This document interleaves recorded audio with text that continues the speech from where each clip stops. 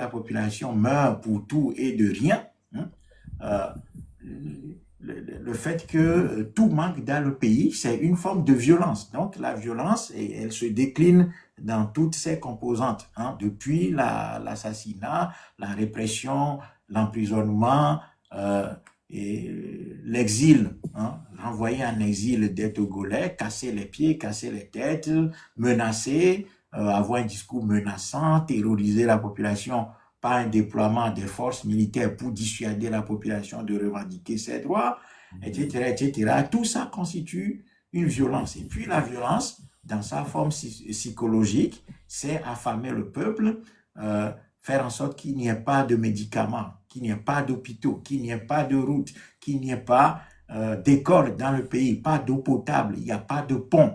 Tout ça, c'est de la violence également. Et c'est fait à dessein. C'est pour que notre peuple puisse démissionner. C'est-à-dire, ce régime fait tout ça pour que le peuple togolais puisse démissionner. Et puis, de l'autre côté, le deuxième mur porteur sur lequel le RPT a bâti son règne, c'est la corruption. La corruption, c'est non seulement depuis le père distribuer l'argent dans le pays, hein, constituer une clientèle de liseurs de motions et de soutien, hein, des gens qui marchaient dans le pays pour dire que ah mime les dia Américo il y a des mains dit mime les dia Américo il y a des mains dit et il y a des mains à Bewezou à la FIA tout ça. Bon, on a fait tout ça, hein, et toutes ces années.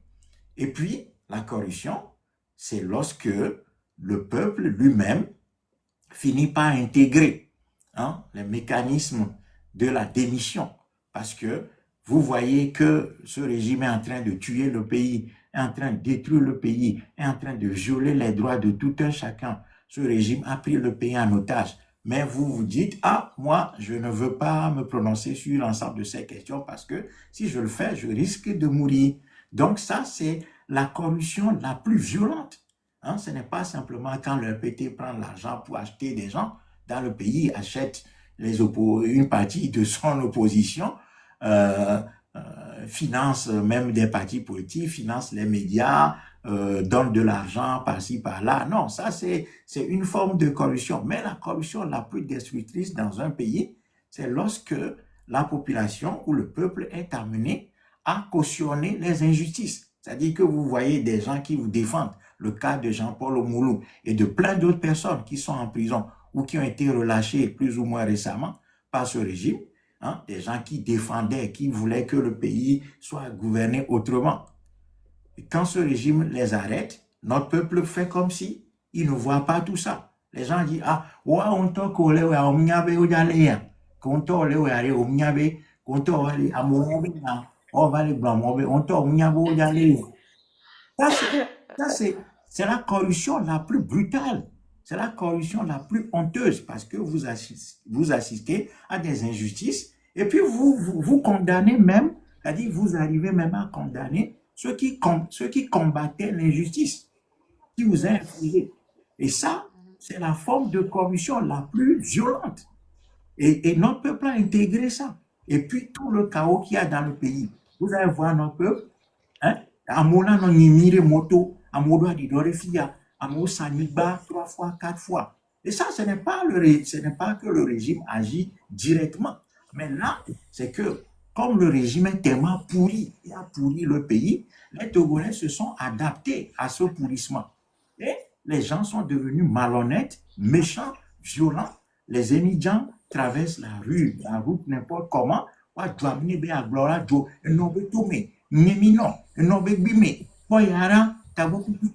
Tout ça, ça c'est la corruption.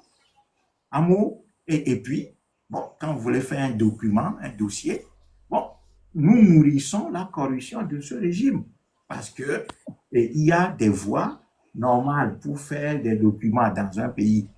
Mais au Tchéna, toi aussi, tu peux aller voir un juge pour qu'on tranche un litige en ta faveur. Mais soldat, toi aussi, tu vas mobiliser ce soldat-là pour t'aider à régler un litige que tu as avec ton voisin, ainsi de suite. Donc, notre pays est mis sans dessus-dessous. Une corruption totale et de l'autre côté, la violence. C'est ça qui est le problème. Donc, la démission à laquelle notre peuple est parvenu, c'est l'intégration de la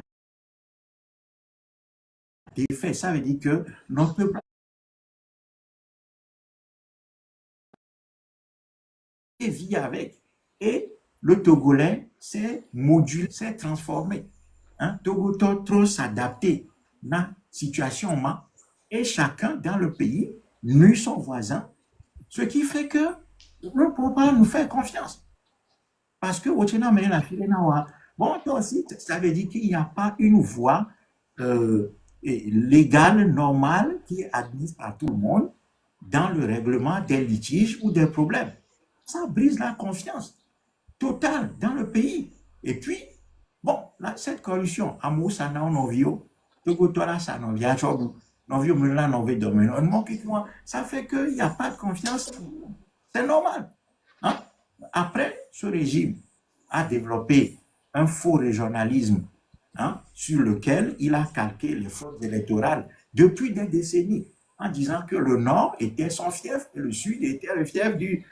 Donc tout ça a alimenté, hein, une sorte de méfiance entre nous, sauf que la réalité, c'est que ce schéma, hein, d'un Nord favorable au régime et un Sud favorable au changement, c'est faux. Ça n'existe même pas. Exactement. Hein? Mais on nous a imbibés dans ça.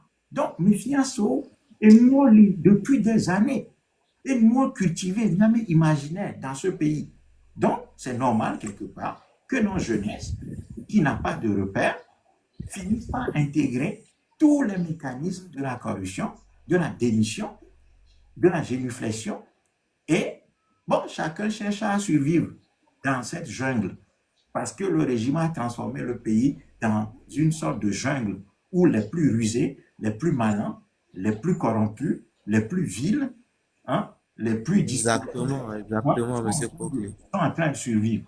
Donc, à un moment donné, il n'y a que l'éducation politique, il n'y a que l'éducation citoyenne, l'éducation révolutionnaire qui peut condamner tout ceci et réarmer progressivement notre jeunesse. Réarmer progressivement, mentalement notre jeunesse. Assainir cette jeunesse. Il y a l'éthique, il y a guérir. On doit guérir, hein, de cette corruption morale, de cette corruption sur tous les plans. Et le pire, c'est que les églises et les religions qui sont dans le pays, hein, sont des nids de corruption totale. Parce que lorsque une société est malade, qu'est-ce qui va se passer? C'est le règne des faux prophètes. Et aujourd'hui, regardez comment au Togo, la seule industrie qui marche, c'est l'industrie religieuse. C'est le business religieux. Et tu vois quoi, mais tu vas douer, tu vas des couleurs, mais quoi. Parce que le business de la Bible, c'est ce qui est le plus facile dans un pays qui est mort. Voilà. Donc, il faut le montrer et ramener progressivement notre jeunesse vers la vérité, vers la lumière, pour que cette jeunesse comprenne que il est cultivé chaos socialement, il est cultivé corruption, il est cultivé vovon, il n'a des vies même vovon, il parce qu'on nous a planifié. Parce que les miens et les vies, quand on te dit que bibito bona, tu te calmes tout de suite. Et vovon ike au pare mia mecho mia me des vies mekea. Quand nous grandissons, cette peur-là, au Togo en tout cas, est alimentée, est nourrie par la violence du régime. Et quand vous additionnez des vies même vovon, bibitom, vovon, avec la peur, la violence du régime, les régime a foname, les ko la modega, les ko wamo, les ko muramore togbame, tojuamo, ainsi de suite, détruire le doigt complètement. Ça fait peur. Et ces deux peurs-là font que les Togolais se disent, ah, il vaut mieux ne rien faire. Alors que justement, c'est ne rien faire qui constitue, hein, l'aggravation de nos problèmes. Et voilà pourquoi nous disons que la peur que nous devons avoir, ce n'est pas la peur négative qui part de notre enfance et alimentée ensuite par la répression du régime, mais la peur des lendemains plus graves, des lendemains plus difficiles, hein, l'avenir de nos enfants, nous-mêmes, lorsque nous serons vieux, hein, parce que notre vieillesse se prépare aujourd'hui. Donc, si nous ne travaillons pas aujourd'hui, nous devons avoir peur que et c'est cette peur-là que nous appelons au mantra la peur positive, c'est-à-dire la peur qui constitue une forme de défi, hein, de la réalité, qui vous permet de dire, malgré Bemi vovon Benyawapu, malgré Beodo Bibitome, et vovon lamenami, et régime à Ouame Pluto, Kakagawa, Oga, do vovon nami, malgré be vovon malia, mais vovon ike, eni vovon mito enebe, nemi me chowa, et chogada se munamiou, c'est-à-dire, on va passer des yadema à Fonyasimbe, et de Fonyasimbe à un petit-fils d'Enyasimbe, qui est plus grave. Et donc, c'est cette peur positive-là qui va nous pousser maintenant à l'action, à dépasser la peur négative, qui est la peur de la mort, qui n'est que, en réalité, une étape de la vie. Et bien que Kemidapu, quel que soit les cas, et tu vivre 1000 ans, tu vas mourir. Mais si nous mourons pour une cause, pour que nos enfants ne connaissent pas une situation aussi difficile que la nôtre, c'est en ce moment-là que nous rentrons dans l'histoire de notre peuple en inscrivant nos noms, hein, dans les livres d'histoire, dans les annales de l'histoire de notre peuple. Et là, nous devenons immortels. Mais si nous refusons de faire preuve de bravoure pour aller sur le terrain de cette peur positive, eh bien, nous allons mourir par la peur négative et notre peuple ne va même pas nous retenir parce que nous allons mourir comme n'importe quel individu qui est né et qui a souffert et qui est mort et on l'a enterré dans un cimetière, personne ne le connaît. Mais au moins, si nous mourons pour notre pays, pour nos générations, ou bien pour nos enfants, pour l'idéal d'un Togo qui renaît, en ce moment-là, nos noms seront gardés éternellement. Et quand la libération du Togo va advenir, quels sont les noms qui vont rester, qui seront donnés aux routes, aux rues, aux avenues, aux écoles, aux aéroports, les noms qui vont être retenus par l'histoire, ce sont les noms des héros. Voilà, ce sont ceux qui sont morts pour le pays que l'histoire retient, qui portent les noms des rues, des chemins, des stades, des écoles, des hôpitaux et ainsi de suite. C'est comme ça que l'histoire agit. Donc, non. Et donc, nos jeunesses doivent comprendre ça. Mais ça ne peut pas venir comme ça. Il faut que nos jeunesses soient formées. Et encore une fois, ça revient à l'humilité. C'est-à-dire, il faut accepter que nous ne connaissons pas tout et qu'il y a certaines personnes parmi nous qui ont eu la chance de travailler sur un certain nombre de sujets qui peuvent nous former, nous outiller pour comprendre ces choses et dépasser la peur négative. Ouais, effectivement, maintenant, pour moi, le défi reste maintenant à comment former cette jeunesse-là. Alors, Comment former cette jeunesse-là? Parce que la majorité aujourd'hui s'intéresse beaucoup plus au boulot. Comme je l'avais dit aujourd'hui, normalement, ce genre de panel doit attirer des milliers de personnes. On doit avoir 2000 cas, 3000 cas, 5000 cas. Mais ils sont beaucoup plus attirés vers les tapages, vers les buzz, Mais comment accéder à cette jeunesse-là et les former? Comment? C'est ça. Parce que lorsque j'ai lu la Constitution de 92, il était du devoir des partis politiques de former leurs membres, oui, c'est ça, de former leurs partisans. C'est ça aussi, nous avons omis. Parce que j'ai eu à côtoyer certains politiques. Je n'ai pas vu un programme de formation. Au contraire, les jeunes là, eux-mêmes qui essayent de se former eux-mêmes, deviennent des cibles à abattre. Donc, c'est raté du côté politique. Maintenant, comment accéder à la jeunesse là? Comment les former maintenant? Comment? alors, tout d'abord, nous avons une école politique quelque part qui est, moi je ne peux que parler de ce que ce que nous faisons au Montra et ce que nous essayons de faire toutes ces années durant.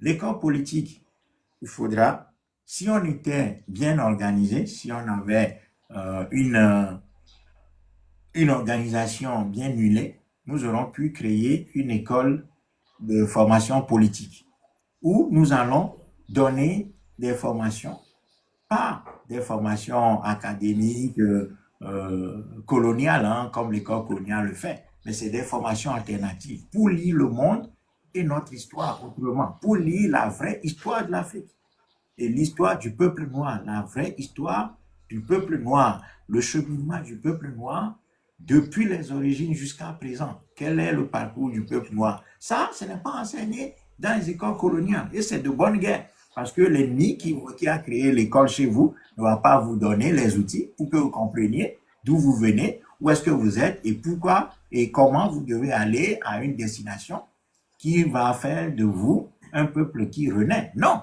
c'est la guerre. Dans la guerre, l'ennemi ne va pas vous donner les armes. Donc, il vous revient à vous-même de fabriquer vos armes, de trouver vos outils qui vous permettent d'aller de l'avant. Donc, il nous faut, dans ce sens-là, une école de formation politique. Mais comme nous n'avons pas ces moyens-là, et comme nous ne sommes pas organisés, il y a des cadres comme les nôtres, où il y a des structures qui existent, où nous formons nos gens, où nous formons dans des cercles fermés les gens qui sont membres de nos structures, nous les formons. Voilà, moi je ne peux que parler de ce que le Montré a fait. Donc nous sommes là pour former les gens à comprendre notre histoire, à comprendre le monde dans lequel nous sommes, à comprendre les siècles qui sont devant nous, pourquoi les siècles qui sont devant nous seront encore plus difficiles pour les peuples qui ne sont pas organisés, qui ne se dotent pas des dirigeants patriotes, qui ne se prennent pas en main tout de suite, hein, sur la base d'une planification interne, etc., avec un leadership patriotique qui mène tout ceci à bon port. Ensuite, comprendre l'économie, les lois de l'économie, comprendre le monde dans sa réalité, comprendre la géopolitique, et ensuite, comprendre surtout ce que nous avons comme problème dans notre espace en tant que peuple. Voilà. Et comment, maintenant, à partir de la compréhension de nos problèmes, comment nous travaillons sur ces problèmes-là, avec quel outil, avec quelle méthode, avec quelle organisation nous travaillons sur ces problèmes-là pour les résoudre. Et ça, nous ne pouvons acquérir ces formations que dans des cadres révolutionnaires, dans des cadres organisés comme les nôtres, comme le Montra et d'autres organisations. Je n'en connais pas beaucoup, mais nous, notre rôle, véritablement, c'est de former des acteurs de demain. Et c'est de former les acteurs, non seulement pour la libération du continent, mais aussi des acteurs pour la reconstruction du continent. Donc, cette formation-là, elle existe maintenant. Si la jeunesse africaine et togolaise en particulier ne fait pas preuve d'humilité, de curiosité, d'esprit de conquête, hein, de dignité, de valeur, de vision des lendemains, qui risquent de se complexifier si on ne fait pas ce qu'il faut aujourd'hui pour que demain soit mieux, eh bien, cette jeunesse-là ne va pas venir vers cette formation-là. Donc, elle va se contenter de faire ce qu'elle est en train de faire, c'est-à-dire fuir le continent, et en oubliant que un peuple qui fuit son foyer ne peut jamais avoir la grandeur sur la terre des hommes. Parce que si vous-même, votre foyer, vous ne le construisez pas, ce n'est pas ailleurs que vous allez éclore. Non, un peuple, chaque peuple se développe d'abord sur lui. Chaque peuple acquiert les outils de sa grandeur dans son espace géographique. Donc, si nous fuyons notre espace géographique parce que notre maison, notre terre est devenue mortelle pour nous, est devenue un danger mortel pour nous, bah, imaginez-vous que ce n'est pas chez les autres que vous allez avoir des droits que vous n'avez pas sur votre propre espace géographique. Donc, et tout peuple commence, la puissance de tout peuple commence par la résolution de ses problèmes internes. Mais pour résoudre vos problèmes internes, vous devez les comprendre et trouver les bons outils pour les résoudre. Parce que l'école coloniale africaine ne nous forme pas non seulement à comprendre nos problèmes, mais aussi et surtout à les régler. C'est ça que l'école coloniale a fait de nous, c'est-à-dire des têtes plus ou moins bien pleines, mais pleine de quoi? De merde. Voilà. Ok, merci. Moi, je suis un volontaire partante même pour être formée. Donc, bon, je comprends. Vous avez dit quelque chose là qui est et on nous en envie. Est-ce que Milan Otebena Nenebe jeunesse Sare, il a cherché formation? Est-ce que cette jeunesse-là qui a besoin de cette formation et dont la victoire de cette lutte-là dépend? Est-ce que Milan Otebo l'a dit formation pour le leur donner? Est-ce qu'on ne va pas trouver un moyen de le leur imposer? Un moyen de, oui, de leur imposer parce que ça y va de la victoire. Tant que la majorité de cette jeunesse-là demeure ignorante, demeure insensible, demeure indifférent, ça n'ira pas. Est-ce qu'il n'y aura pas moyen de leur imposer, d'imposer cette formation-là, d'imposer cette connaissance-là, au lieu Comment? d'attendre que cette jeunesse-là vienne?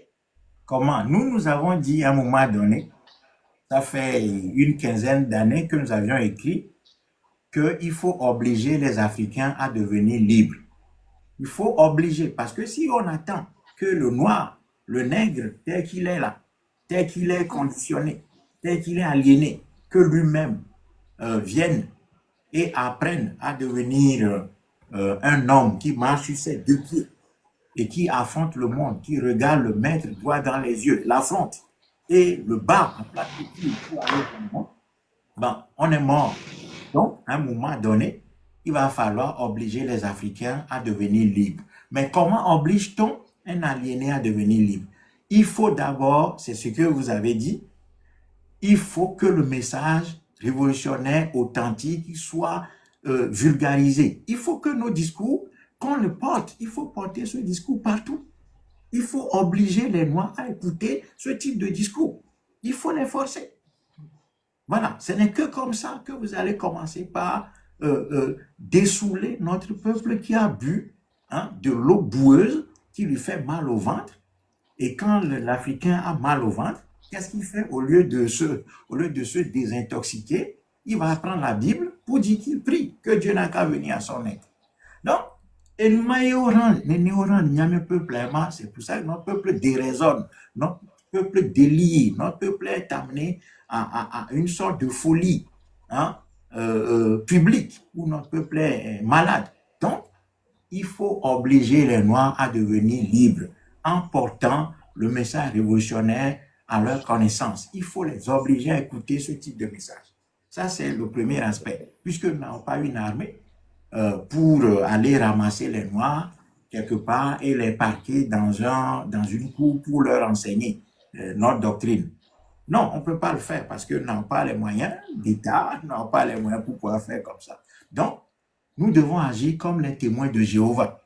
Les témoins de Jéhovah, quand ils arrivent, c'est-à-dire, si tu fais l'erreur, tu prends un seul de leur tour de garde là, c'est fini.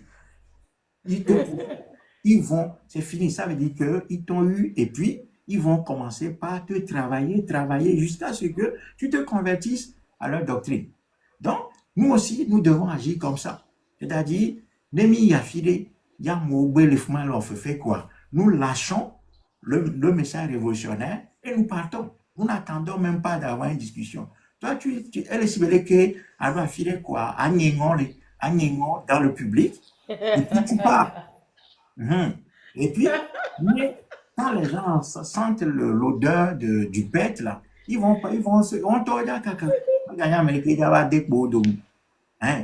Mais il faut que moi, ne venirez.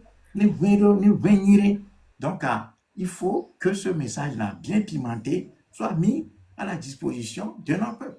C'est comme ça que vous allez progressivement gagner les esprits et guérir progressivement notre peuple de son aliénation.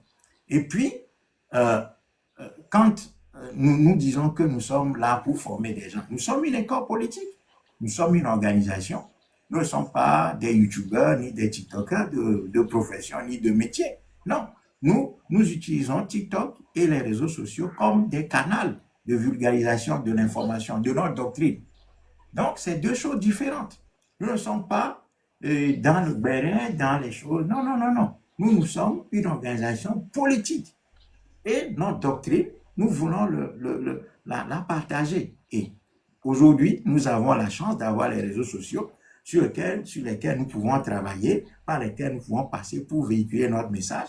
Nous avons écrit des articles, nous écrivons des articles. Aujourd'hui, les gens ne lisent même plus parce que l'image a pris le dessus. Donc, nous utilisons l'image pour parler à notre peuple. Maintenant, à vous et à chacun de nous de porter cette parole-là auprès de notre peuple, de sorte que ça atteigne les couches pour que progressivement nous puissions avancer.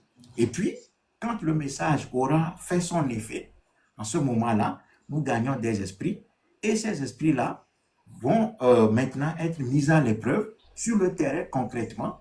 Et quand vous commencez par agir concrètement, là, vous acquérez une autre dimension. Et cette dimension-là, elle dépasse tout simplement, c'est-à-dire que vous mettez en œuvre ce que vous aurez appris par la formation. Voilà comment les choses se passent. Donc, je pense qu'aujourd'hui, compte tenu de la situation, ce qu'on peut faire pour forcer les gens à acquérir la formation, c'est de mettre devant leurs yeux le message révolutionnaire. C'est de les forcer à l'écouter. Voilà, c'est de les forcer à l'écouter. Et Jean-Claude, et Menefa, après je reviens à toi, Jean-Claude. Il n'y a pas de souci. Ah, ok. Non, tu as la parole, JC.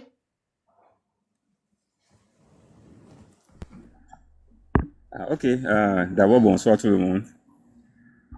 Je viens de joindre le live il y a quelques minutes, donc j'essaie de taper sur le cœur le like pour sécuriser le live.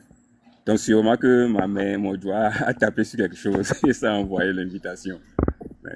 Non, donc je suis là juste pour écouter. Mais toutefois, non, je veux remercier le Motra Pogli pour le travail qu'il fait. Honnêtement parlant, bon, moi, il m'est difficile de convaincre quelqu'un. Je pars de fond, on ne m'écoute pas et puis je reste dans mon coin. Mais néanmoins, je dois réellement te féliciter en même temps aussi t'encourager pour le travail que tu fais, malgré que les gens ne viennent pas, les gens ne veulent pas écouter, mais que tu insistes. Moi, chapeau, hein. Moi, de rien, mais c'est mettre honneur, quoi. Mais je suis là, je vais continuer à écouter. Ok, et merci Jean-Claude, merci JC pour cette intervention. Et, et les choses se passent quand vous êtes lucide et que vous avez compris les enjeux et les problèmes. Vous réagissez comment? Euh, vous réagissez comme quelqu'un qui porte une plaie. Ça vous fait mal. Et vous devez absolument chercher les voies et moyens pour vous guérir. Ça fait plusieurs années que nous sommes confrontés à une forme d'indifférence, à du mépris. Beaucoup de gens sont venus au Montra, ils ont pioché des idées, des outils chez nous pour aller monter leur clientèle, leurs affaires, leur business, etc. Ce n'est pas simplement dans la communauté togolaise. Parce que je me rappelle à l'époque, quand nous faisions, dans les années 2010, par là, quand nous le Montra parlait de la géographie comme le cœur du problème africain et non l'histoire, parce que l'école parisienne de la Renaissance, animée par les Philippe Omutunde, les Kofi Gomez et quelques autres personnes, eux, ils parlaient de l'histoire, de l'esprit, de la reconquête de la religiosité africaine, du spirituel, etc. Le Montra est venu, a dit non, le problème principal que nous avons, c'est la géographie. C'est-à-dire que la géographie africaine nous a échappé. Voilà tous nos problèmes. Et avant qu'un peuple ne reconstruise une culture, une histoire, une économie, une langue, tout ce que vous voulez, des institutions politiques, ce peuple doit d'abord reconquérir son espace géographique parce que l'histoire est la fille de la géographie. C'est-à-dire un peuple ne peut pas construire une civilisation ou bien ne peut pas reconquérir sa civilisation qui est détruite, qui est colonisée, qui est esclavagisée, si ce peuple ne reconquiert pas la maîtrise de son espace géographique. C'est ça la théorie du Montra. Et quand nous sommes venus avec ça, mais il y a eu beaucoup de jeunes qui ont apprécié ça et qui ont dit, ah mais ça fait longtemps qu'on cherche parce que les Covid là et les Philippe Oumutunde nous parlaient que des hiéroglyphes, tout ça, la culture égyptienne. Et puis, à un moment donné, on est bloqué. Et puis, on voyait qu'il nous manquait quelque chose. Et c'est le Montréal qui a apporté ça. Donc, les jeunes quittaient Paris pour venir même en week-end. Ils dormaient ici, à la maison. On travaillait, etc. Des gens m'interviewaient. Et puis, bon, il y avait une bonne dynamique. Et puis, ces jeunes, la plupart de ces jeunes, une fois qu'ils acquièrent un minimum d'outils chez nous, qu'est-ce qu'ils font? Ils quittent, au lieu de continuer à travailler dans le sillage du Montréal, ils vont monter leurs propres choses. Et puis, quelques années plus tard, ben, ils se cassent les dents parce qu'ils n'ont pas suffisamment de bagages pour pouvoir tenir quelque chose qui soit propre à eux. Et donc, ça, c'est ça que nous avons rencontré sur notre parcours toutes ces années. Et donc, aujourd'hui, je dis que nous sommes obligés de continuer cette bataille. Nous sommes obligés parce que si vous regardez les grandes tendances de l'histoire, aujourd'hui, on voit que dans un monde qui, soi-disant, est multipolaire, parce qu'on avait vu les Africains qui ont commencé par danser, bientôt il va y avoir un monde multipolaire, donc on va sortir de la domination de l'Occident. Donc voilà, maintenant c'est fini, l'Occident c'est mort, il y a un monde multipolaire, il y a un monde multipolaire. Puis nous on disait, vous savez ce que c'est que le monde multipolaire? Le monde multipolaire ne suffit pas qu'on va prendre les faibles et les forts et puis on va les additionner. Non, le monde multipolaire signifie que il y a les grands, les plus grands ou bien les anciens grands qui vont agir avec les nouveaux grands. C'est ça que ça veut dire le monde multipolaire. Donc si vous ne faites pas partie des grands qui émergent, vous ne faites pas partie du monde multipolaire. Ça veut dire que le monde multipolaire se construit contre les plus faibles encore. Et ceux qui sont les plus faibles, c'est qui? C'est nous les Africains. Donc, il y a un travail plus faible encore. dans ce sens-là. Donc, voilà pourquoi nous devons continuer ce combat, parce que les grandes tendances montrent que même si l'Occident s'affaiblit du point de vue de la démographie, que les Blancs, entre guillemets, deviennent de moins en moins nombreux dans l'espèce humaine, dans la démographie mondiale, il n'en demeure pas moins vrai que la puissance de l'Occident ne vient pas que du nombre. Il y a d'autres choses sur lesquelles l'Occident s'appuie. La puissance de l'Occident, c'est la puissance médiatique, la production intellectuelle, l'intelligence artificielle, ce qu'on appelle le soft power, les médias, l'attraction qu'exerce la culture occidentale sur le monde. L'Occident imprime encore une grande partie de la marche au monde.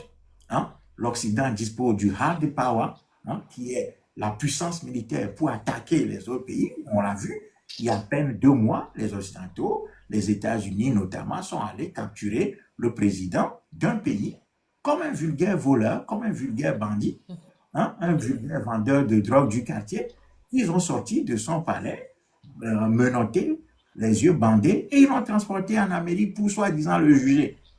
Bon, 1 mois et demi plus tard, les voilà avec Israël en train d'attaquer l'Iran. Même si l'Iran, c'est un autre problème. Mais encore une fois, on voit que c'est l'Occident qui dicte l'agenda du monde, au monde. Donc, l'Occident s'affaiblit, oui, de manière relative, mais l'Occident demeure très puissant. Et l'Occident va rester dans la direction du monde. Il ne faut pas que les Noirs s'illusionnent. Même s'il y a 2 ou 3, quelques pays qui émergent, ou qui sont devenus des puissances très affirmées sur la scène internationale, l'Occident continue de dicter l'agenda du monde. Le droit international, c'est une créature de l'Occident. Et l'Occident tient encore les rênes du monde. Voilà la réalité crue. Donc, si notre peuple reste là, misant sur le hasard de l'histoire, qui va affaiblir l'Occident, sous prétexte que le monde va se multipolariser et que l'Occident, de facto, va s'affaiblir, et si nous comptons sur ça, bon, c'est que nous n'avons rien compris des lois de l'histoire. Donc, ça veut dire que nous devons travailler nous-mêmes. C'est le général de Gaulle, criminel qu'il soit, disait qu'il soit donné à chaque peuple selon les œuvres de ses armes. Qu'il soit donné à chaque peuple selon les œuvres de ses armes. Et si nous ne comprenons pas ça, ce que les autres ont compris il y a des centaines d'années, si nous ne voulons pas comprendre, ça va être notre problème. Donc, le travail doit continuer, même si c'est difficile. Il y a des jours où moi-même, j'ai envie même de ne même plus parler, de me coucher et de passer à autre chose complètement. Mais la douleur de mon peuple m'oblige, hein, la douleur de mon peuple m'oblige, la douleur millénariste de mon peuple m'oblige à continuer cette bataille. La preuve, c'est qu'il y a des gens qui sont morts en faisant ce combat. Donc, nous, continuer, ce n'est pas un problème parce qu'on a tué les Sankara, les Tavia Moran, nos ancêtres, les Mao Mao, les Chaka Zulu, nos grands ancêtres, les Lumumba, tout ça sont morts, les Kadhafi sont morts. Regardez ce qui se passe sur la scène internationale. Beaucoup de gens payent de leur vie, leur engagement. Donc, nous, tant que nous vivons, nous allons continuer. Peut-être il y a des moments où, en tant qu'humains, nous avons nos faiblesses et puis nous n'allons pas peut-être prendre position sur tout, mais nous allons continuer ce combat parce que c'est un engagement vis-à-vis de nos ancêtres, de nous-mêmes et de nos enfants de la génération à venir. C'est un triple engagement. L'engagement pour le passé, l'engagement pour nous-mêmes, le temps présent, et l'engagement pour le futur. Donc, nous ne pouvons pas trahir cet engagement. Voilà, quelles que soient les difficultés que nous rencontrons, nous allons continuer.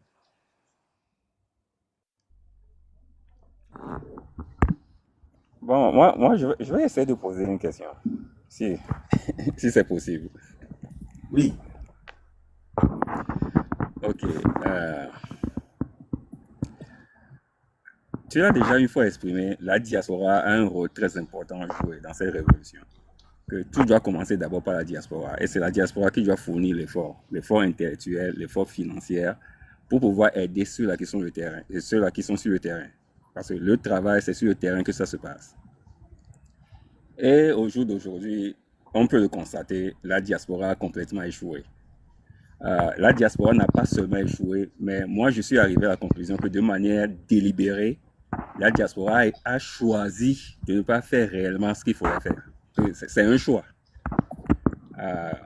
Maintenant, lorsqu'on constate cela et on se trouve devant la réalité, devant l'évidence, est-ce que 5 personnes peuvent décider, dire, malgré que tout est contre nous, c'est un nombre que j'ai pris, hein, parce que bon, je sais que le nombre n'est pas là pour aider.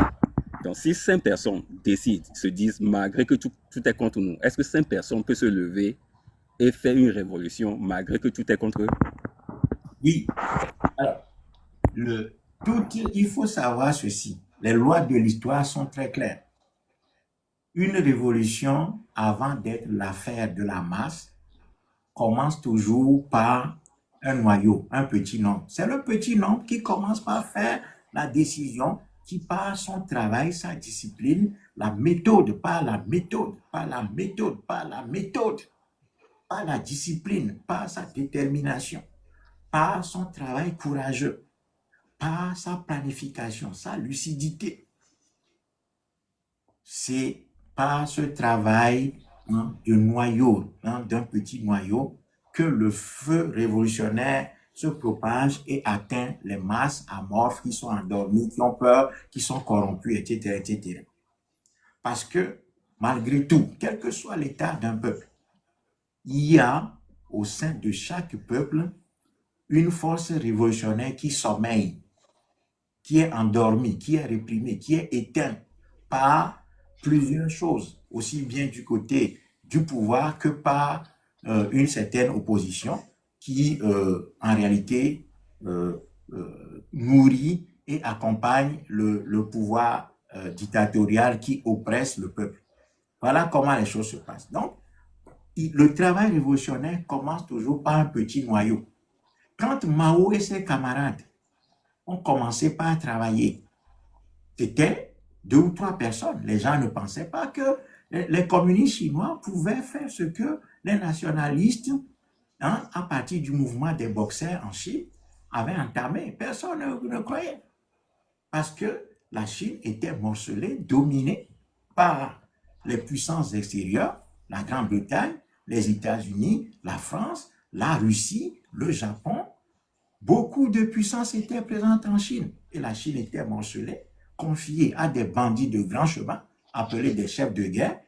Mais quand les nationalistes de Chiang Kai-shek ont commencé cette bataille, ils ne savaient pas qu'à un moment donné, cette bataille sera radicalisée par les communistes qui, réunis autour de Mao, étaient 2 ou 3 personnes. Et ce sont ces 2 ou 3 personnes qui ont fait le boulot, qui ont travaillé énormément pour étendre la pensée révolutionnaire sur l'ensemble du territoire chinois. Et ils ont gagné en 1949. Les Allemands, l'Allemagne était dominée, morcelée, fracassée. Il y avait des douanes partout en Allemagne. C'est Bismarck et ses amis, quelques personnes qui se sont réunies dans un esprit patriotique énorme, ont commencé par faire le travail de la Renaissance allemande et ont mené la révolution pour casser les douanes, détruire. Comme l'Afrique est morcelée, l'Allemagne était morcelée exactement comme ça. C'est Bismarck et ses amis qui ont fait le job. L'Italie était dans la même situation que l'Allemagne, dominée de l'extérieur. Qui a fait le travail? Garibaldi et ses amis, Cavour. Garibaldi et Cavour et quelques camarades se sont réunis et ont lancé la renaissance de l'Italie. Les États-Unis d'Amérique, où vous êtes, mon cher frère Claude, Jean-Claude, mais les 13 colonies britanniques, dominées par l'Angleterre, qu'est-ce qui s'est passé? Il y a eu quelques personnes simplement qui sont réunies, qui ont lancé la révolution américaine. Et ces gens-là ont réussi finalement à drainer une partie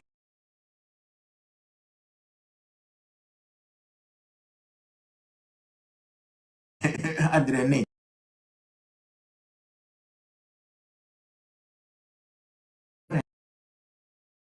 sont partis, fuyant les vichistes, se sont établis d'abord à Brazzaville, puis à Londres, et c'est depuis Londres que De Gaulle, entouré de 2-3 amis, a pu lancer la libération de la France, et la France a été libérée. Donc, tout mouvement de libération commence par un petit noyau, mais ce petit noyau doit avoir comme méthode de travail la discipline, le sérieux, la vision, avoir un chef que tout le monde suit. Mais les Miagbois, pourquoi est-ce que nous n'arrivons pas à avancer chez les Noirs? Tout le monde veut être chef. Voilà. Les gens ne savent pas que être chef signifie un travail et des responsabilités énormes. Si Mao Tse-tung était combattu par ses amis, les Tute et les Deng Xiaoping, etc. Si Mao avait été combattu, si tout le monde voulait être chef, Mao allait échouer. Si De Gaulle était combattu, De Gaulle allait échouer. Si Bismarck était combattu, Bismarck allait échouer. L'Allemagne serait aujourd'hui certainement dans une autre position que la position dominante en Europe. Et les Garibaldi et Cavour, s'ils avaient été combattus par leurs propres compatriotes qui disaient, dans une sorte de folie furieuse, contestaient leur leadership, eh bien l'Italie aurait connu un autre sort que l'Italie actuelle. Ouais? Donc, il y a des choses qu'on appelle les constances de l'histoire. C'est-à-dire, ce sont des invariables qui ne changent pas. Mais lorsqu'un peuple ne veut pas respecter ces constances-là, ce peuple échoue là. Regardez le peuple noir. Que ce soit sur le continent ou ailleurs. Mais chaque fois que vous avez un leader charismatique qui naît, au lieu de l'appuyer, il y a des gens qui le détestent et qui veulent le tuer. Le cas de Sankara. Mais même, regardez Ibrahim Traoré aujourd'hui. Les Noirs, il y a des Noirs que le maître est en train d'utiliser pour pouvoir l'abattre. Alors que ce gars-là est en train de travailler pour la renaissance de nos peuples sur le territoire du Burkina Faso. Et Sylvanus Olympio a été tué par qui? C'est pas un noir qu'on a utilisé pour la battre. Toujours. C'est-à-dire, chaque fois qu'un peuple ne veut pas respecter les lois de l'histoire, là, ce peuple est puni très sévèrement. Donc, dans nos rangs, aujourd'hui, tant que nous allons rester dans cette contestation généralisée, c'est-à-dire, quand je vis à Bléton, quand je vais à Bléton, on va les dos hara, à Bobocho à Blé, va les dos hara, ils ne savent pas de quoi on parle. Mais au lieu que nous identifier l'expertise dans nos rangs et nous réunir autour de cette expertise, non, on dit que on n'a pas besoin de leader. Ou bien chacun n'a qu'à faire sa part. Ou bien non, encore,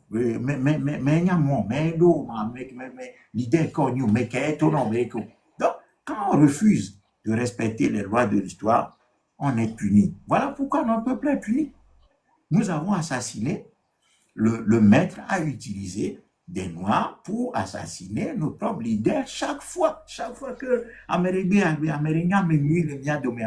Nya tonton men kula biarenti si be jora meto hui il non se la bitara men kukeke dola pame. C'est comme ça qu'on a programmé le noir contre lui-même. Donc à un moment donné là, il faut que le travail commence par un petit noyau. Et ce petit noyau doit être sérieux. Il y a tout bon pour là, petit noyau, et c'est ce petit noyau qui, par sa force de travail, va féconder la masse et amener progressivement des gens à un autre niveau pour que nous puissions nous diriger vers le résultat.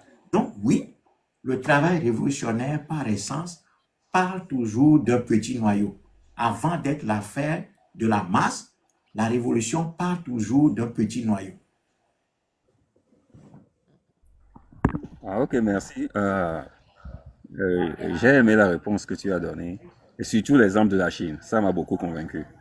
Parce que mon souci, c'est de voir que la majorité des Togolais suivent des gens qui sont en train de les tourner en rond. On prend des incultes. Je crois que tu as utilisé un mot une fois. Des gens qui ne connaissent même pas l'histoire de notre pays. On leur demande de nous libérer. Et ça, jusqu'à aujourd'hui, je ne comprends pas ça. Et ceux-là même ne veulent même pas reconnaître cela. Voilà des gens qui disent on ne veut pas, ceux-là qui réfléchissent d'être au milieu de nous pour faire une lutte. Comment des gens que vous choisissez pour délivrer un pays peuvent parler comme ça? Et on est là, on les soutient, on les met devant. Et lorsqu'on veut parler, comme tu es en train de le dire, lorsqu'on veut parler ou bien quelqu'un veut se montrer, on te détruit automatiquement. On essaie de détruire ta réputation, on amène des histoires. Au fait, on essaie de te détruire complètement. Donc, en écoutant ce que tu viens de dire, la réponse que tu viens de donner, moi, c'est ce que je pense personnellement. Si réellement ce travail peut se faire, ça c'est mon humble opinion, il ne faut pas exposer cela. C'est-à-dire il faut travailler sous l'eau, quoi. Il ne faut rien exposer. Le travail que tu es en train de faire est expliquer les choses aux gens, la révolution. Tu peux continuer toujours à faire cela. Mais personne ne doit savoir qu'il y a des gens qui travaillent. Et on ne doit même pas les connaître. Jusqu'au jour où c'est préparé et ça explose.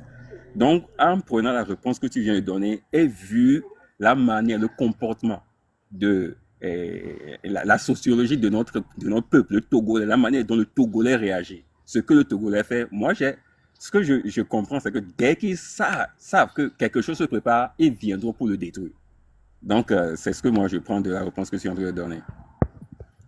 Oui, Oui, oui, vas-y, bon, allez-y. moi, pour ma part, c'est vrai, depuis un moment, j'ai constaté qu'il y a un problème de leadership qui se pose, un vrai problème de leadership qui se pose, qui fait que chacun se mange pour un rien, chacun se combat pour un rien.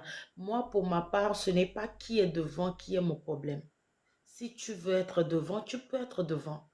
Mais sois conscient que toi qui es devant, il y a un grand travail. Il faut respecter le travail qui doit être fait en fait.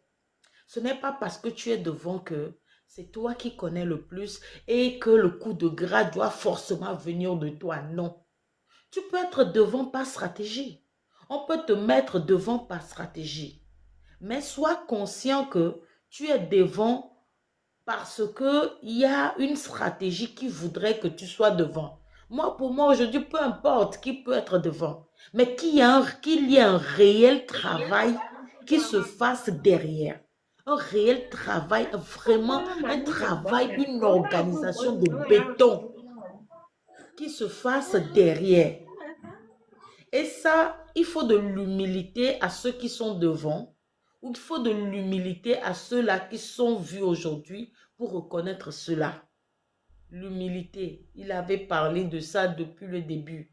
L'humilité, désapprendre l'unicité, reconnaître la capacité de l'autre, respecter la capacité de l'autre, pour pouvoir être ensemble.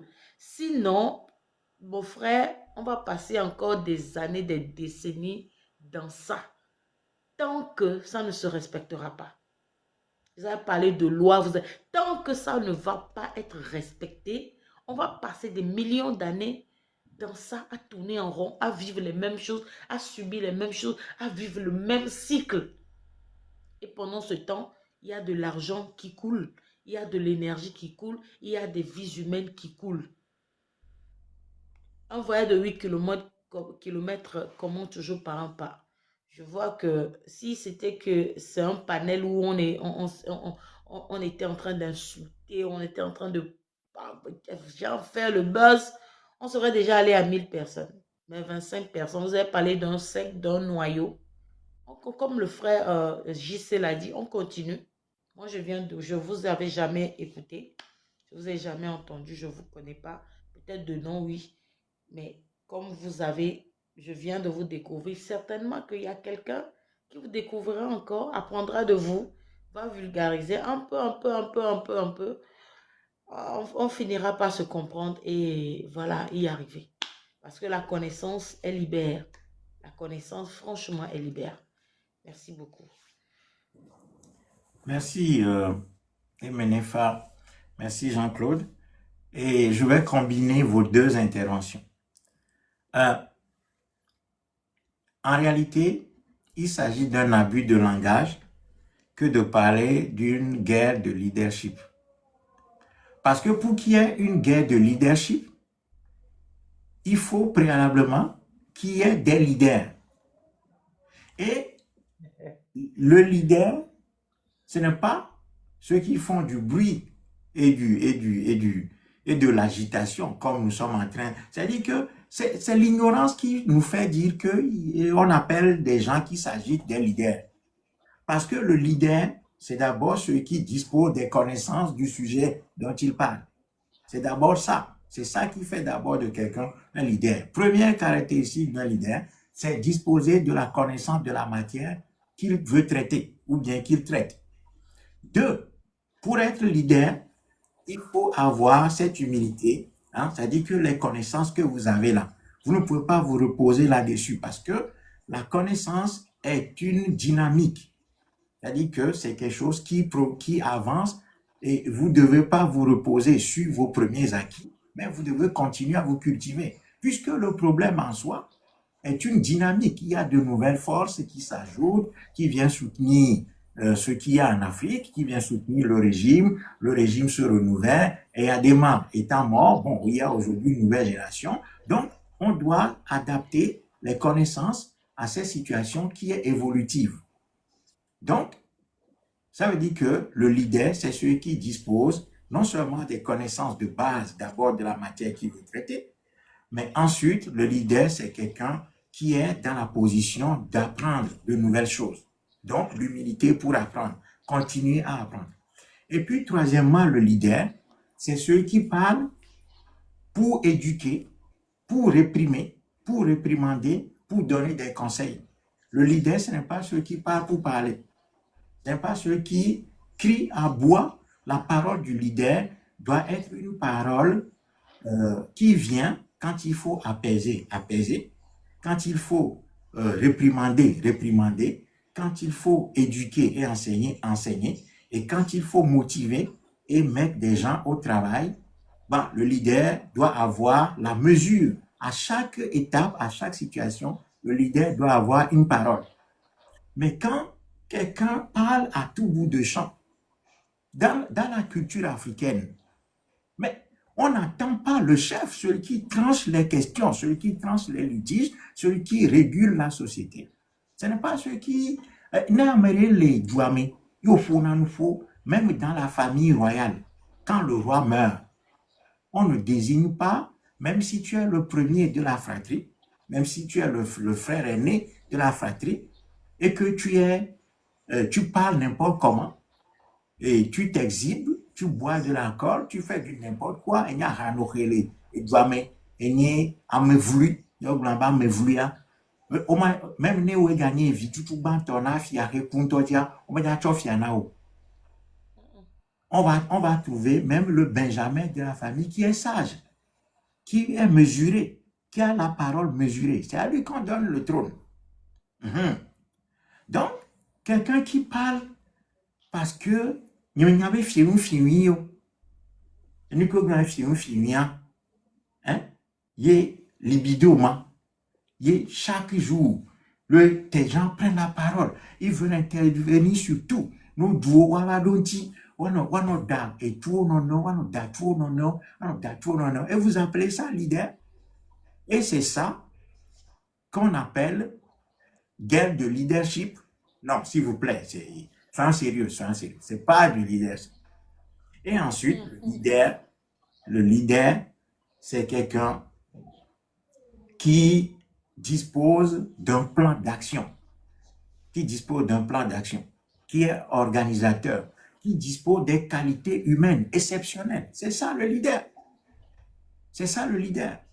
Donc, nous, malgré tous ces critères, que la plupart des gens qui s'agitent là n'ont pas, mais on continue de dire que c'est des leaders.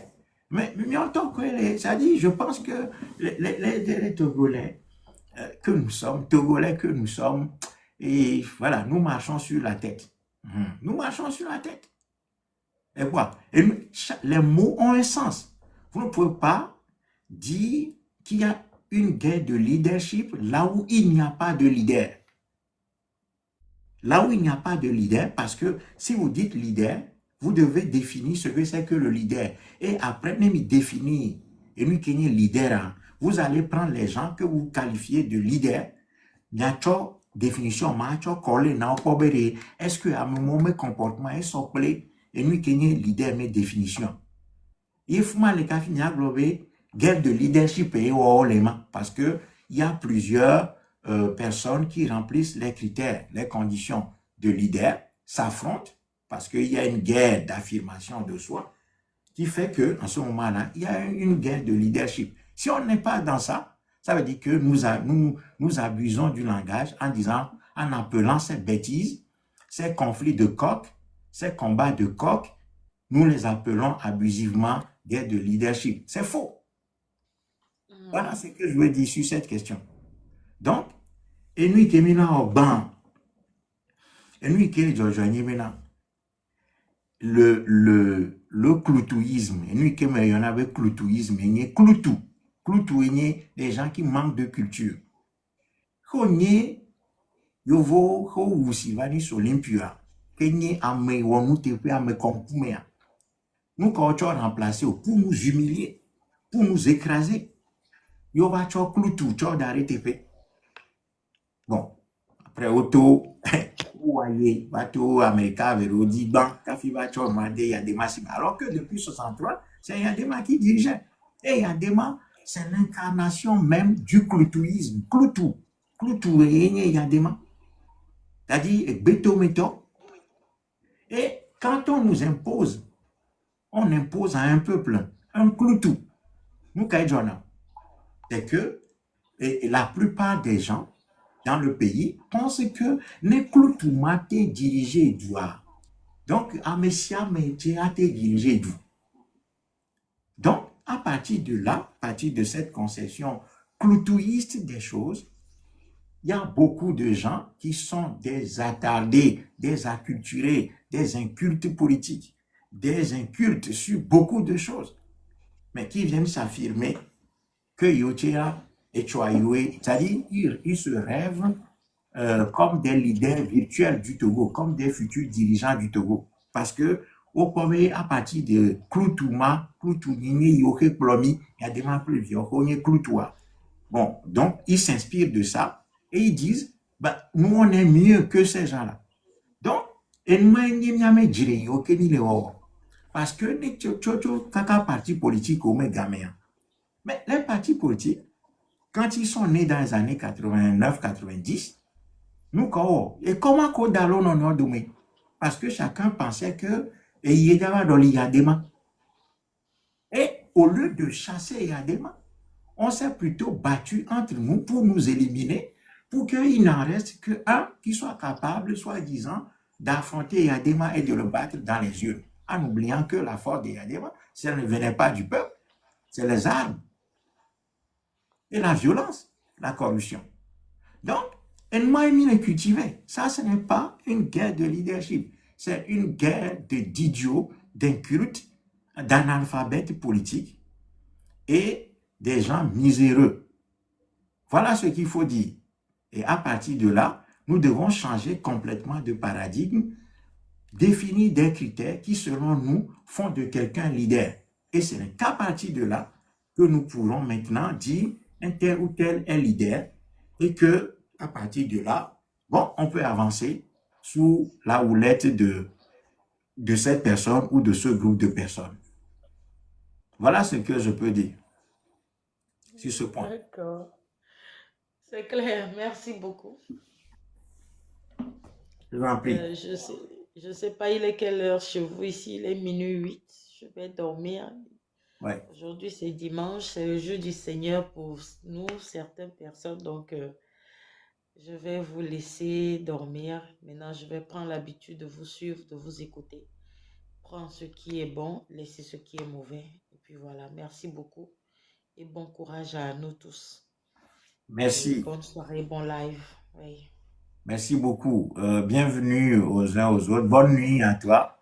Et puis, à tout bientôt. Que nos ancêtres veillent sur toi et ta famille. Merci beaucoup. Bonsoir le frère Yannick, Samtou. Merci aux autres frères qui viennent d'arriver. Merci à Jean-Claude qui est toujours là. S'il y a encore 2 ou 3 personnes qui veulent monter, je les fais monter et après j'arrête parce qu'il est assez tard ici. Donc, on va voir, ou s'il y a des questions qui arrivent dans les commentaires, je peux répondre. Et puis, on va éteindre le live et essayer de nous reposer un peu. Voilà. Mais simplement, ce que je veux continuer à dire, c'est que la situation de notre pays, qui ne nous appartient plus, parce qu'en réalité, ce pays nous a été ravi par ce système franco-nyasingbe, qui a pris notre pays en otage, eh bien, cette situation ne fait que s'aggraver. Et ça va s'aggraver. Parce que là où les peuples ne réagissent pas à la hauteur de leurs problèmes, des problèmes auxquels ils font face, c'est que ces peuples-là s'exposent dangereusement et ne font qu'approfondir leurs souffrances et leurs problèmes. Donc, aujourd'hui, nous voyons très bien que les actions que nous avons déployées, les efforts que nous avons mobilisés jusqu'à présent ne sont pas à la hauteur des enjeux. Parce que ce régime-là, c'est un régime qui est doté d'une capacité de destruction terrible. Ce régime n'a aucune humanité et n'en disposera jamais parce que tel n'est pas son agenda. Il n'est pas constitué autour de l'humanisme. Donc, ces gens ne vont jamais acquérir l'humanisme. Ils vont pas avoir le sens du devoir patriotique. Ils n'aiment pas notre peuple. Ils connaissent pas l'histoire de notre peuple. Et même s'ils la connaissent, c'est pour l'utiliser, pour confirmer leur trône présidentiel et leur pouvoir, tout simplement. Pour ces gens-là, nous sommes des instruments. Voilà, nous sommes des objets et non des sujets. Voilà, pour ces gens-là, pour ce système, nous sommes des objets et non des sujets. Donc, dès qu'on a compris ça, la démarche qui va suivre, c'est une démarche de gravité, de responsabilité, de dignité, de discipline, de travail organisé. Et nous allons continuer à marteler ces mots-là. parce que chacun de ces mots renferme des choses à haute potentialité et recouvre des actions et des comportements qui sont absolument nécessaires pour aller vers le résultat. Et donc, il faut qu'on comprenne. Et je vais m'y surtout dans la jeunesse. Là, c'est comme et nous qui me fait face à mais nous fait menuyo et nous lolo et nous de lolo et nous pepe à oblambe nous pepe fone. Donc, il nous faut absolument nous doter des instruments parce que quelle est la force de l'homme en fait? La force de l'être humain en fait, c'est sa capacité à disposer des outils, à se doter des outils. L'homme n'est rien sans outils. Parce que quand vous regardez dans l'espèce animale, l'être humain est l'être le plus démuni de l'espèce humaine, de toutes les espèces. L'être humain est l'espèce le plus faible en réalité. Mais comme l'être humain est très faible, il utilise son cerveau pour se doter des outils et répondre à ses besoins. Sinon, à l'état de nature, l'être humain est l'être le plus faible parmi le règne animal. Vous voyez? Donc, à chaque problème, l'être humain crée un outil pour résoudre le problème. Parce que nous ne sommes pas nés avec des poils. Nous ne sommes pas nés comme des serpents avec du venin. Nous ne sommes pas nés comme un certain nombre d'animaux qui peuvent vivre tout simplement à l'état de nature. Non, l'homme a besoin d'avoir un toit, de cultiver sa nourriture pour manger. L'homme a besoin de se soigner, de se déplacer. L'homme ne peut pas faire, contrairement aux oiseaux qui peuvent faire des milliers de kilomètres dans le ciel, tout simplement battant leurs ailes. L'être humain, il ne peut pas voler. Donc, qu'est-ce qu'il doit faire? Il doit fabriquer un avion ou bien des objets volants pour pouvoir ressembler aux oiseaux. Alors que les oiseaux, naturellement, ils ont ça. L'être humain ne peut pas courir des centaines de kilomètres par jour. Mais pour pouvoir faire des milliers de kilomètres, l'être humain a besoin de fabriquer des choses qui lui permettent de se déplacer. Des avions, des voitures, des bateaux, je ne sais pas quoi, tout ce que vous voulez. Et aujourd'hui, on voyage même depuis son salon. Aujourd'hui, nous pouvons parler grâce à cet outil-là qui est une fabrication humaine. Donc, l'intelligence artificielle va arriver plus tard, puisque en réalité, l'intelligence artificielle, on pense que l'intelligence artificielle a dépassé l'homme. Non, l'intelligence artificielle est une créature humaine. C'est une création humaine. Donc, la limite de l'intelligence artificielle, c'est l'homme en réalité. Vous voyez? Donc, et quand un problème se pose aux êtres humains, les êtres humains cherchent des outils pour pouvoir le résoudre. Donc, le problème qui se pose à nous au Togo, c'est un problème d'un système colonial qui a pris notre peuple en otage. Et donc, il nous faut chercher les outils. Et quel est l'outil qui est le plus adapté au problème togolais? Ce n'est pas les élections, ce n'est pas les partis politiques. Je ne vais pas revenir sur tout ce que nous avons dit sur l'ensemble des moyens que nous avons utilisés jusqu'à présent pour résoudre le problème togolais. Il nous faut bâtir un instrument populaire révolutionnaire. C'est ça qui est la solution au Togo et en Afrique, d'une manière générale, puisque c'est l'ensemble du continent qui se trouve dans cette posture. Donc, nous avons besoin absolument de nous doter de cet instrument. Et nous le montrons modestement, nous avons créé ce mouvement qui s'appelle le MOLTRA, Mouvement pour la libération totale et la reconstruction de l'Afrique, pour donner cet instrument-là, cet outil-là dont nous avons besoin pour résoudre nos problèmes, notamment sur le plan colonial. Donc, cet outil-là, ce n'est pas simplement un outil de ma personne, c'est aussi votre outil. Il faut s'en saisir, il faut l'utiliser pour que nous puissions progresser ensemble vers la construction de la solution. Si nous ne faisons pas ça, sachons que les solutions ne vont jamais venir d'elles-mêmes et que ce n'est que par la force du travail de l'humain que la situation de l'être humain change.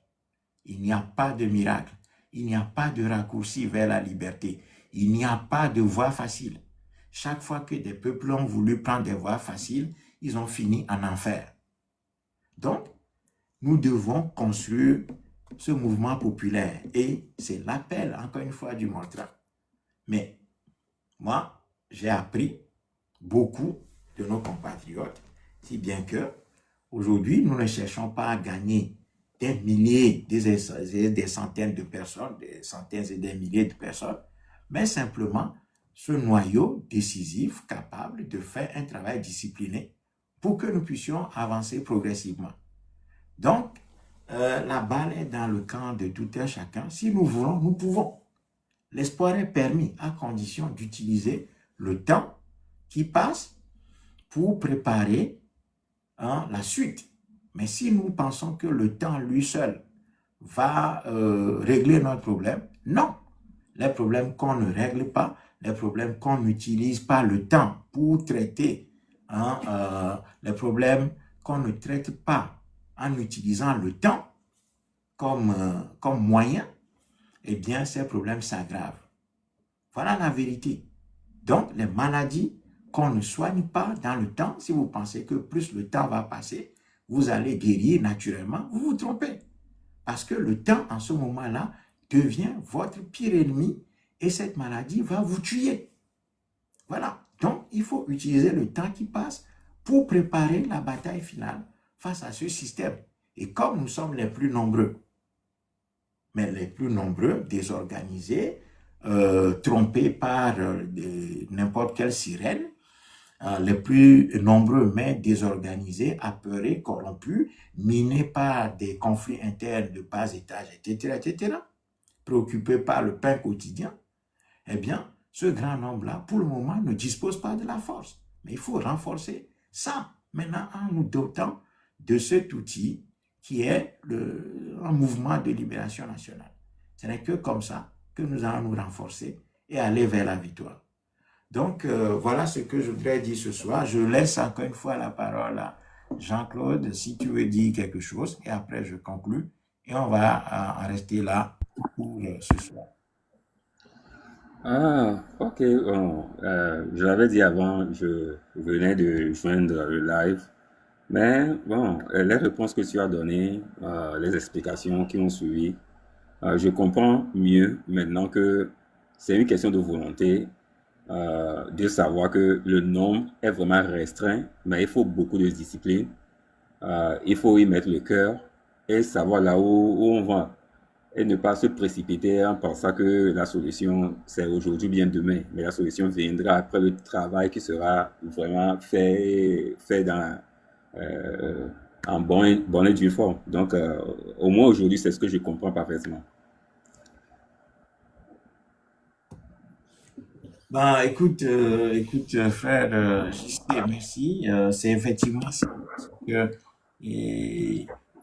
au vu de la profondeur du problème, au vu de la profondeur des blessures de notre peuple, nous devons compter sur le temps, nous devons travailler sur la durée. Voilà. Et il ne peut en être autrement parce que quand un peuple est aussi abîmé, programmé contre lui-même, retourné contre lui-même durant des millénaires et des siècles, vous ne pouvez pas penser que nous pouvons résoudre ça d'un claquement du doigt. Donc, nous devons travailler à l'échelle du temps. Nous devons prendre la peine de semer. Voilà, c'est ça qui est important, être des semeurs. Et être semeur ne signifie pas être forcément le moissonneur de ce que nous avons pris la peine de semer. Ce qui est important, c'est de semer. Et si, par le hasard de l'histoire, nous faisons partie de ceux qui auront semé et en même temps de ceux qui vont moissonner, ceux qui ont pris la peine de semer, ça c'est exceptionnel. Il n'y a que des destins exceptionnels qui récoltent ce qu'ils ont semé en termes d'investissement révolutionnaire sur, disons, le progrès du peuple, etc. C'est que des esprits exceptionnels qui moissonnent ce qu'ils ont semé. Donc, nous devons semer. Et puis, si l'histoire fait que nous devenons des gens qui récoltent ce qu'ils ont semé, tant mieux, c'est bien. Mais si on ne récolte pas ce qu'on a semé, L'essentiel, c'est que notre semence puisse être suffisamment solide pour que, après nous, que ça continue à grandir, pour que nos enfants puissent dire que nous avons eu des parents qui ont semé quelque chose que nous devons cultiver, nous devons entretenir pour la suite. Parce qu'un peuple, en réalité, c'est quoi? C'est une chaîne humaine. C'est une suite humaine. Et un peuple n'est grand que lorsque les parents ont préparé des générations suivantes plus fortes. Voilà, c'est ça la puissance. C'est ça la puissance. Parce que dès lors que vous, en tant que parents, vous êtes plus fort que vos enfants, c'est que notre peuple, ce peuple-là tend vers la faiblesse et la disparition. Donc, ce que nous devons faire, c'est de préparer des lendemains meilleurs pour nos enfants. Et pour ça, nous devons travailler. Travailler, continuer à travailler, nous écarter des faux sentiers, des faux prophètes, nous débarrasser, ne pas perdre notre temps et notre énergie dans des discussions oiseuses, travailler, être sérieux, discipliné, trouver des endroits et des gens avec qui nous pouvons faire des choses de manière sérieuse et continuer à travailler. Ce n'est que ça, ce n'est que comme ça que nous pouvons faire œuvre utile en espérant que nos enfants vont retrouver nos traces et vont continuer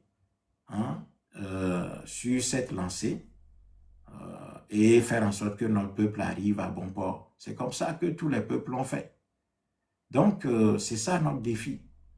Et là-dessus, il faut beaucoup de discipline, de l'humilité, du calme, de la solidité, de la clarté dans les idées et beaucoup d'abnégation dans le travail. Et puis, véritablement, continuer à apprendre pour améliorer nos connaissances. Lesquelles connaissances sont nos armes premières pour affronter le système qui nous confronte.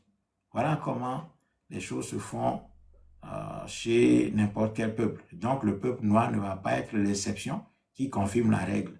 Soit nous sommes comme n'importe quel peuple, mais un peuple qui a subi beaucoup de coups, beaucoup de blessures, beaucoup de souffrances.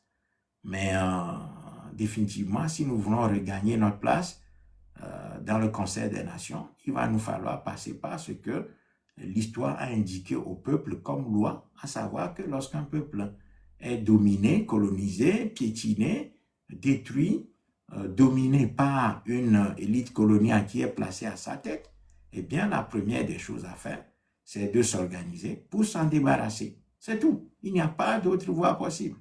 Voilà. Et donc, c'est là tout le défi africain. Donc, c'est là-dessus que je voudrais m'arrêter ce soir, tout en prenant encore une fois la peine de vous remercier, de saluer toutes les personnes qui ont été là, qui ont tapoté, qui ont partagé, remercier les personnes qui sont montées, qui ont pu s'exprimer, et remercier aussi les personnes qui ont été dans les commentaires, qui ont commenté, qui ont tapoté, qui ont partagé, qui ont été là, tout simplement. Donc, merci beaucoup à chacun de vous. Bonne soirée et bonne nuit chez vous et que nos ancêtres veillent sur vous et sur vos familles. À très bientôt. Voilà. JC, à très bientôt. Yeah, à très bientôt. Tu passes une bonne nuit. Donc, chez nous, c'est 19h maintenant, 19h30. C'est maintenant que la nuit va commencer. Donc, oui, chez nous, ici, il est 21h26. Donc, je vais, on va remettre demain, la vidéo sera disponible sur YouTube. Et puis, voilà, les gens qui sont intervenus peuvent voir ce qui a été dit. Donc, et après, je vais essayer de rediffuser une fois la discussion de ce soir. Donc, merci beaucoup et à très bientôt. Yeah, bonne nuit. Bye. Merci.